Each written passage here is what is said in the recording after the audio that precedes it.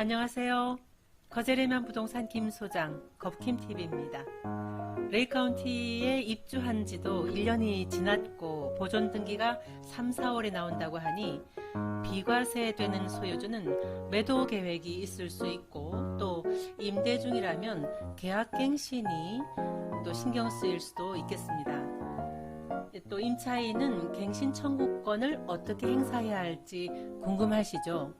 오늘은 계약갱신 청구권에 대해서 알아본 후에 1월의 시세를 살펴보겠습니다.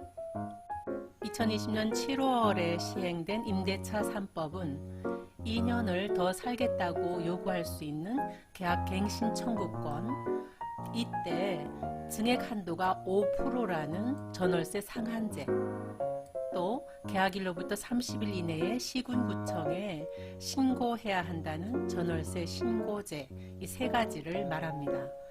이 중에서 오늘은 이 계약갱신 청구권에 대해서 좀 자세히 알아보겠습니다. 계약갱신 청구권은 임차인의 권리입니다. 희망하는 경우 1회에 한하여 갱신을 청구할 수 있는 권리인데요. 임차인의 안심 거주 기간이 4년이 되는 셈입니다. 그렇다고 4년만 살아라는 것은 아니고요. 이 계약에 대해서 갱신 청구를 할 수 있고 더 살고 싶다면 새로운 계약, 재계약을 하면 됩니다. 이때는 5%라는 증액 한도와 상관없이 시세에 따라서 금액을 정해서 계약을 하면 되고 또 이 계약에 대해서 갱신 청구를 할 수 있는 것입니다. 이런 식으로 10년이라도 살 수 있는 거죠. 갱신 청구 시기를 놓치지 않아야 합니다. 갱신 청구 시기에 청구하지 않고 뒤늦게 갱신한다는 특약을 적고 계약서를 작성했지만 정해진 기간에 갱신 청구를 하지 않은 것이 결격 사유가 되어서 임차인이 패소한 판례가 있었습니다. 이 갱신 청구 시기는 계약 만료 6개월에서 2개월 전에 하셔야 하는데요. 만약에 20년 12월 10일 아주 오래전에 계약한 것이라면 1개월 전까지 그때 법이 적용됩니다. 그러나 레이카운티는 여기에 해당하죠. 2개월 전까지 갱신 청구를 해야 하겠습니다. 이때 주의할 것은 갱신 청구 내용이나 임대인의 갱신 수락 내용을 문자, 녹음, 확인서 등으로 증거를 남겨두어야 분쟁 발생 시 증거로 사용할 수 있겠습니다.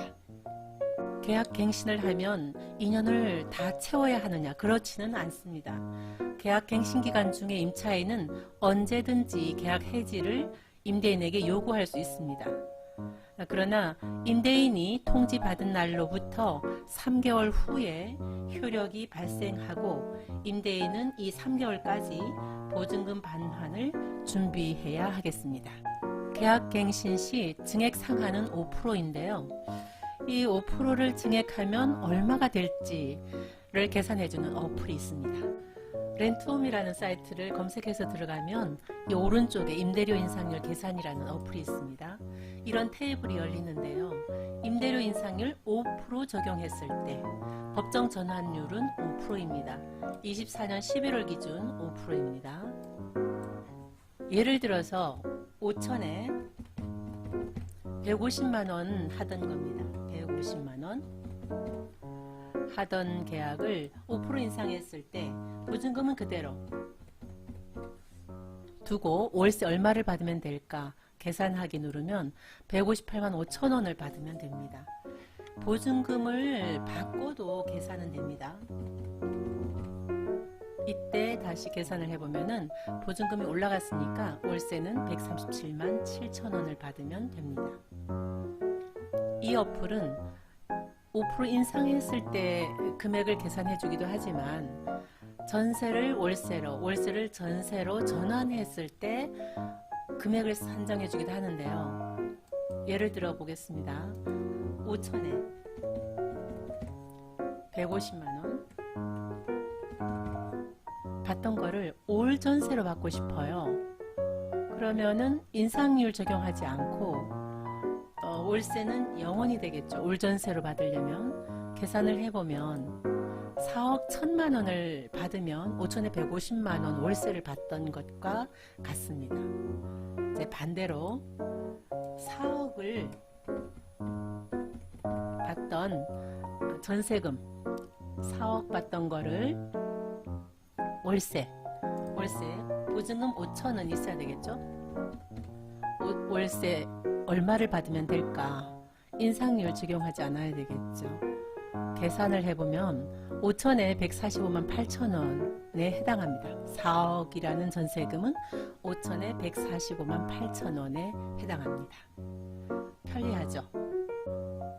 일정한 기간에 갱신을 청구하고 금액이 정해지면 갱신 계약서를 작성해야 하겠는데요. 반드시 임차인의 계약갱신 청구로 인한 전세 계약이라는 특약을 적어야 혹 분쟁 발생 시 증거자료로 쓸 수 있겠습니다. 임대인에게도 권리가 있습니다. 임대인이 직접 거주 등 정당한 사유가 있으면 갱신을 거절할 수 있습니다. 이 정당한 사유 없이 제3자에게 임대한 경우에는 임차인은 임대인에게 손해배상을 청구할 수 있습니다.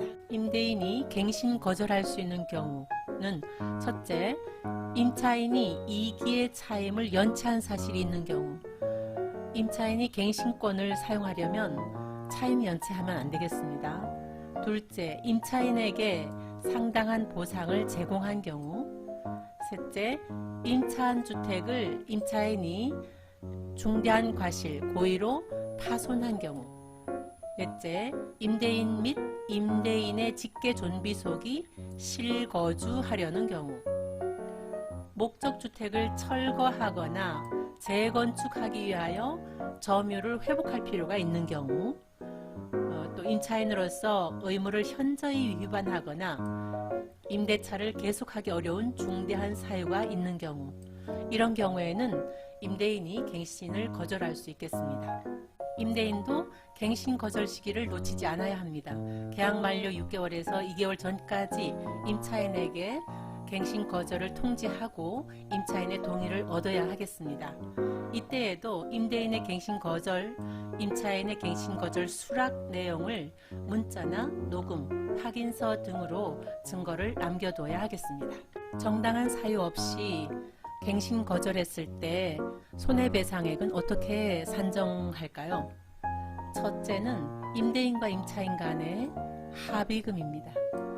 이 합의금이 없을 때는 이 아래 세 가지 중에 가장 큰 금액으로 정해지는데요. 갱신 거절 당시의 월세 3개월분, 세임차인의 월세와 거절 당시의 월세의 차액 2년분. 만약에 그게 전세계약이라면 전세금을 전액 월세로 전환해 가지고 이 차액을 내서 2년분을 계산하면 됩니다.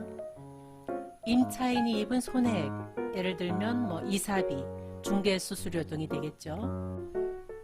미리 계약갱신할 것인지 갱신 거절할 것인지를 생각해서 정해진 기간에 권리를 행사하시면서 원만한 임대인, 임차인 관계를 이어가시면 좋을 것 같습니다. 그럼 이제부터는 25년 1월의 시세 살펴보겠습니다. 4구 타입 22평입니다. 매매 물건이 3건 4억에서 4억 이치로 나와 있고, 전세 2억 7천한 건 3억 이렇게 2건 나와 있고, 월세는 3,100에서 1억에 60으로 2건 나와 있습니다.